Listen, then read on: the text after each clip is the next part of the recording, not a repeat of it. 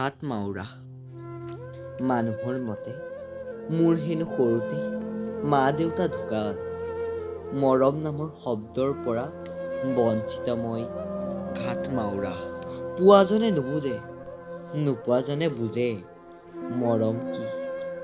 অনাথ আশ্ৰমতে ডাঙৰ দীঘল মই। কেতিয়াবা লগৰবোৰৰ মাক দেউতাকক দেখিলে মোৰ বৰ হিংসা লাগে।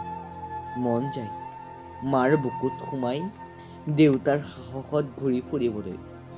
ভগৱানে দুখটো দিলেই, ইমানেই দিলে যে মা দেউতাৰ প্ৰতিচ্ছবিয়ে মনত নাথাকিল। ঘাট-মাৰোৱাৰ শব্দটো সৰু যদিও তাৰ মাজত বহু দুখ আৱেগ সোমাই থাকে।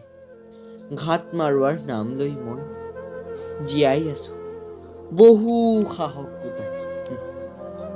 মোৰ সমান দুৰ্ভগীয়া আৰু চাগে পৃথিৱীত কোনোৱেই নাই, যিয়ে নিজ পিতৃ মাতৃৰ পৰিচয় নাজানে।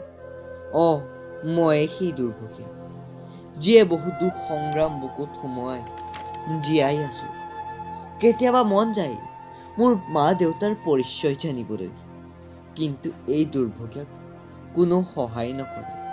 নাজানে কোনেও মই কোন, মাথো জানে মই সেই ঘাট-মাৰোৱা।